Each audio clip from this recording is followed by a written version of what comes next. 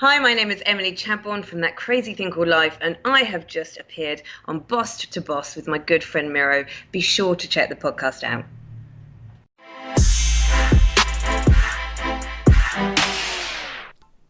What is up, everybody? Welcome to Boss to Boss. Today's episode is a rants and recaps R&R. How you doing, everybody? Miro Weaslow here in the house. Ready to crush it with you. That's for sure. Oh, man. So it's been an interesting start to the year. That's for sure. So much has happened. I touched base a little bit on some of the different ways that we've given back with Hodgepodge. We did our big Toys for Tots events. I didn't touch too much upon them, but we did do some toy drives where we helped out. I had Hodgepodge. I had all the employees. Just wanted to recap a few things. Have everybody take their time out of their schedule. And we had 2 full days devoted to stewardship where we took what we could do best, and that was utilize our trucks, our human labor, our capital, and instead of being able to give money into these foundations and helping toys, since we don't have as much money being a startup, but we can offer services. So I still paid my employees for those days, and we still used our trucks, and we used all those resources we had to give back to Toys for Tots, the Marines.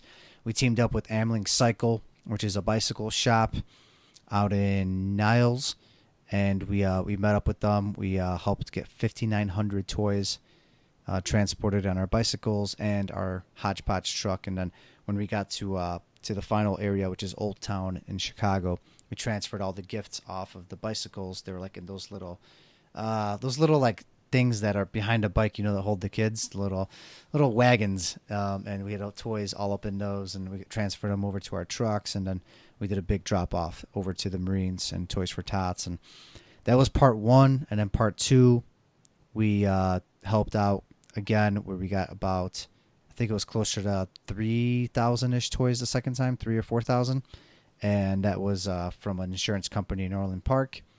And Curlin Insurance, we helped, they were collecting toys all holiday season. We helped get them onto our trucks and transported to Toys for Tots facilities as well, get them unloaded there and get them, ready for that next step to get dropped off to the kids for the holidays. So I didn't talk too much in detail about that, but, it's those little things you do, those little ways of giving back and running a for-purpose business.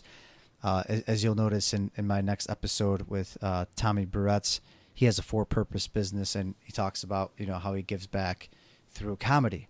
And over here, we're trying to, our Hodgepodge, give back through our repurposing. Through our moving, our junk removal, through the storage, we are giving back. We want to do a greater good with the items, with normal services that you could receive from anybody else, but we go that extra mile. We make sure that you're not just getting normal service, you're getting the best personable experience, and you know exactly where things are going. They're going above and beyond where they normally would. Yeah, so that was exciting. That was the holidays. I didn't really touch up on that as much as I should have. It was a very big deal, and we just kind of did it just because we wanted to do it. We wanted to help out the Marines, Toys for Tots. We wanted to make sure we use our resources to help someone out. And for the holidays, it kind of just worked out.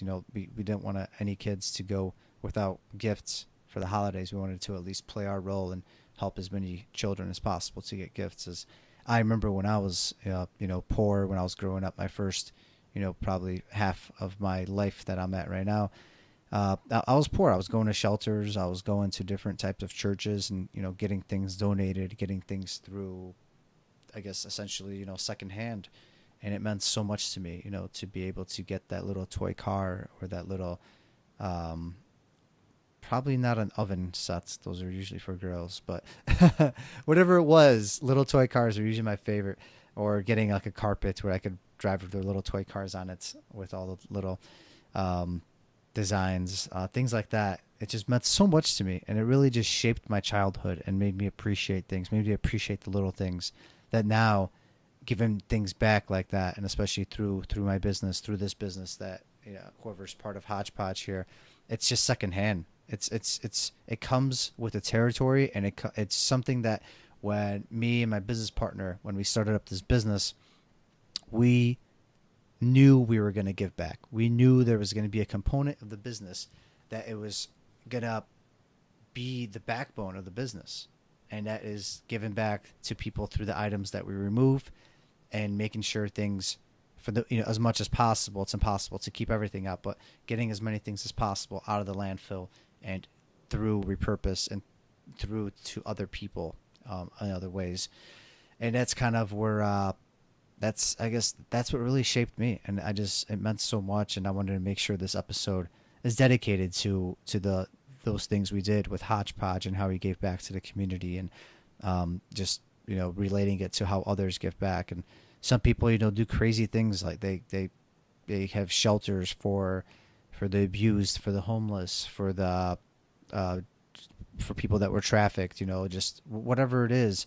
There are so many greater things out there, and I'm really on this theme today because after talking to Tommy with our interview that we did, we the small business owners, we actually make up most of the business. When you actually add up the amount of small businesses that there are, it's a lot bigger part of the economy, like in numbers wise, than it is just the largest businesses.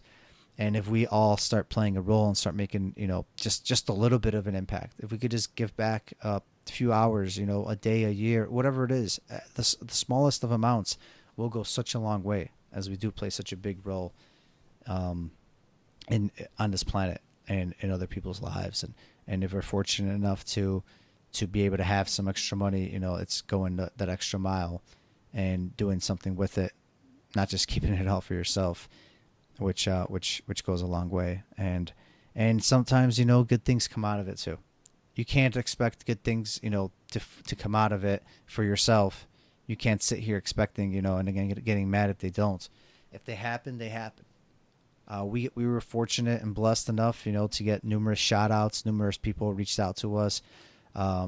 Numerous people heard our story, heard about how we were dedicating our time and people and trucks to helping the Marines and Toys for Tots, and people have reached out to us about that. People have reached out and wanted to talk about us. They wanted to see if we could work together, do business together, partner up, and many great things have happened. It's not something we ever planned for, I ever planned for, my business partner ever planned for. It just came with the territory and it happened.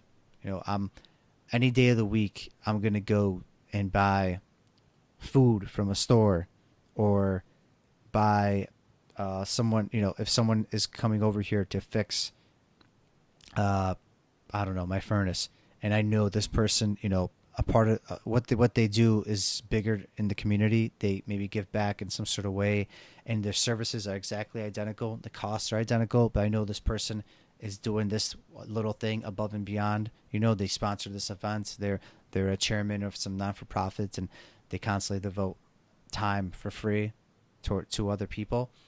I will go with that company. I will choose that vendor for that service, for that good.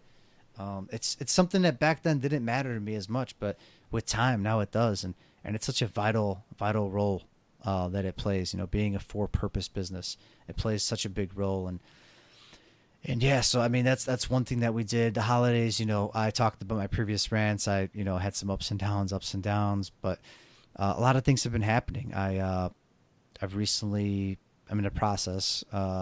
He's going to begin in about a week. I'm bringing somebody else on board to kind of start taking on the operations role fully. The last person I hired was more kind of geared toward business development and sales, whereas this is going to be more fully operations, like the role that I've been kind of doing firsthand myself since we started up Hodgepodge about a year and a half ago exactly. It's going to be the first time I'm going to be slowly, getting him up to speed and releasing that role. And that's huge, because that just defines the next step in this business. And for me to grow this business even more, for you to grow your business even more, or to grow anything in life more, you have to be able to delegate things. You have to be able to hire people that are smart, hire people that are smarter than you, that can bring in their experience, their expertise, and show you how things can be done. because it is impossible. You are here more as a coach. When you're a coach and you're out on the football field, for example, you're not over there tackling the quarterback going up against 350-pound linemen. You know why? Because that's not what you're best at. You're best at motivating these people. You're best at bringing in 15, 20 other coaches to help motivate these people and get them in the right place. You're there. You're overseeing things. You're not there doing every single little role, and you can't be best at every single little role, or there won't be a team. If the coach was the best player and the best coach at every single position, at every single little statistical thing that happens in football, at every little playmaking, calling, managing skill, like that would be horrible. That's just the dude's probably not real. He'd probably die of or lose it and go to end up in some psych ward, because that's impossible to be the best at every single little thing. And that kind of, to bring it all together, that's why me hiring this person for operations is such a vital and big step for Hodgepodge. As if I could get him fully on board and everything kind of transitions smoothly, and he starts taking things to the next level, taking control of things from something that I had the responsibility on, it's gonna be huge for us. And I hope that things work out, and I hope they work out well. I'm thinking this might be the first time I don't have to be as hands-on and as training someone, because this person, they went to Columbia University. They have years of experience doing what I'm currently doing. They've done it for longer, actually. They dealt with moving and storing things and dispatch type of work, whereas I learned a lot of these things on the fly. So I can't wait to have this person teach me a few things, or not even teach me, because I'm gonna let them just handle it. So that's super exciting. Super exciting. I'm gonna keep you guys posted on that, with how that happens. Hopefully everything goes smoothly. I don't want to jinx it. And another thing I wanted to quickly touch up on is we closed on a land lot. I talked about this earlier, a 10-acre lot, and we're still in the process of getting rezoned from, it was an agricultural land. We're rezoning it to industrial for our warehouse and storage facilities. And wow, can I tell you that is a process. I don't have enough time to dig deep into it on this rant, as I like to keep these rants shorter. But I'm definitely going to dig deeper into it next episode and as things progress. But I'm over here going from being a stock trader, DJ, CPA, pizza seller, salesman, and now running this business Hodgepodge, to fully dealing with architects, attorneys, civil engineers, wetlands engineers, all types of the Army Reserve Corps, the city, different county individuals, mechanical engineers, peers, and people. Over here, I'm pretty much dealing with all these different individuals who I briefly knew what they did. And here I am, dealing with this person, with that person, coordinating this, coordinating that, researching things, Googling things, trying to find out what this means, what this word means, asking questions. I've really been thrown into a crazy world, and business, this land and development and building a structure, a unit, is not easy. Let me tell you, it is not easy, and it is super, super stressful. You have to get permits. You have to get go to like these hearings kind of ordeals where everybody from the county or the city, surrounding cities, come in. You have to argue your case why you should be building these things on this land. Then you have to get approvals. Then you have to hire all the different people to actually build the hundreds of different parts that go into a building. Whether electricity, whether water, heating, the actual trusses, the actual roof, the digging, the concrete. Like, it goes on, and it's exciting. It's exciting because I'm learning a whole new ball game. I audited construction in real estate, and I looked at receipts. I talked to CFOs, picked their brains, but I never actually had to deal with the contractors themselves or these different architects, attorneys. And here I am on the total opposite side, and it's wild. Let me tell you, it hasn't been easy. It's been a lot of work. They definitely don't make it seem as easy as it looks on these little Instagram, Facebook motivational videos like buy a property now, flip it now, do that. Like it's not that easy. Let me tell you, but it's not anything you can't learn. If I could learn it, and I'm some Joe Schmo CPA guy, then you can learn it.